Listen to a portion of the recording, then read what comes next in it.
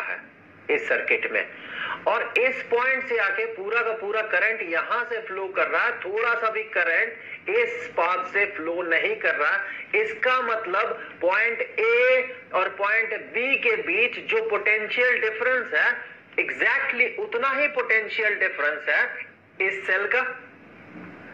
इसीलिए तो जब ड्राइवर बैटरी कोशिश कर रहा है कि करंट इस पाथ से फ्लो करे, लेकिन यहां जो बैटरी है जिसका ईएमएफ को हम कंपेयर करेंगे, वो कोशिश कर रहा है कि करंट इस डायरेक्शन में फ्लो करे।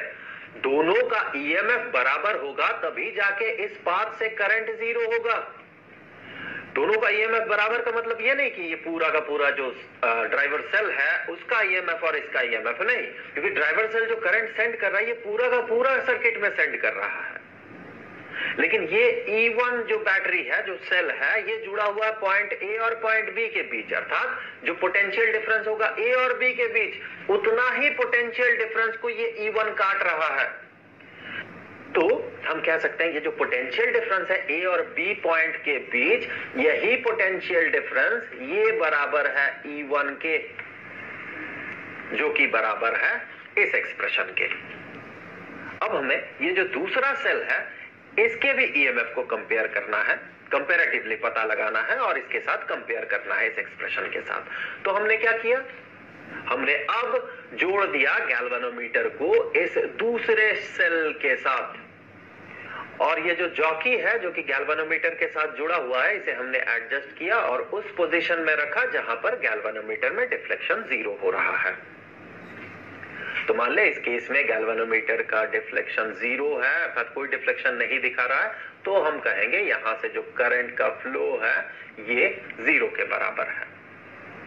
और इस केस में देखिए इन दोनों पॉइंट्स के बीच जो दो पॉइंट्स हैं, हमने माना P पॉइंट और Q पॉइंट, इन दोनों पॉइंट्स के बीच जो पोटेंशियल डिफरेंस होगा वही होगा इस बैटरी का ईएमएफ। तो फिर अब हम कह सकते हैं कि जो पोटेंशियल डिफरेंस है P और Q पॉइंट्स के बीच, ये पोटेंशियल डिफरेंस ये बराबर होगा करंट इंटू रेजिस्टेंस के। अब करंट को तो हमने कांस्टेंट रखा है ना, करंट को तो हम कांस्टेंट रखेंगे, तो यहां भी जो करंट का फ्लो होगा इस सर्किट में ये भी होगा I। सो ये पोटेंशियल डिफरेंस P और Q पॉइंट के बीच ये होगा करंट I इनटू रेजिस्टेंस। इस केस में हमने माना ये है R2, किसका रेजिस्टेंस, पॉइंट P से लेके पॉइंट Q तक के बीच जो भी पार्ट है इस सर्किट का उसका रेजिस्टेंस। तो इसे हम कह सकते हैं ये है I इंटू R2 के जगह हम कह सकते हैं ये बराबर होगा रो इंटू लेंथ, किसका लेंथ, यहां से लेके P पॉइंट से लेके Q पॉइंट तक का इफेक्टिव लेंथ। फिर से कह रहा हूं, हमें इस कॉपर स्ट्रिप का जो रेजिस्टेंस है इसे इग्नोर करना है। तो फिर ये जो इफेक्टिव लेंथ होगा, ये इफेक्टिव लेंथ हमने माना ये है X2, तो यहां पर X2 क्या है, इफेक्टिव लेंथ है, इस केस में लेंथ X2 है। एग्जाम्पल के तौर पे हमने इस केस में माना ये जो X2 है ये बराबर कितना का है, यहां से लेके यहां तक 1 मीटर और यहां से लेके यहां तक 10 सेंटीमीटर, तो ये बराबर है 110 सेंटीमीटर के। तो फिर ये पूरा का पूरा एक्सप्रेशन बन जाएगा I into rho into X2 divided by A के। यहां पर देखें मटेरियल तो सेम है, तो यहां भी रेजिस्टिविटी होगा रो। क्रॉस सेक्शनल एरिया हर जगह पे जैसे कि हमने बात किया था, इस कॉन्स्टेंटिन या मैंगनीन जो भी वायर है इसका सेम है। और ये potential difference between point P and Q ये किसके बराबर हो गया, ये बराबर हो गया E2 के।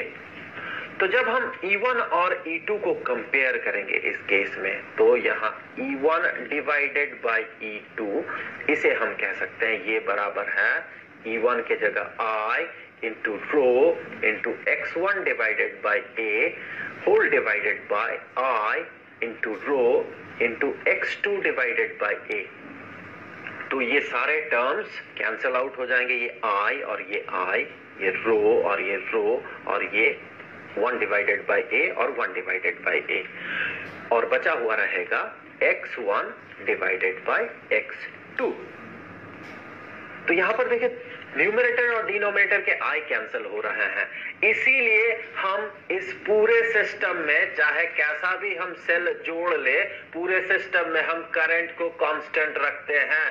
यहाँ पर इस एक्सप्रेशन में न्यूमरेटर डिनोमिनेटर से I कैंसिल हो जाएगा तब।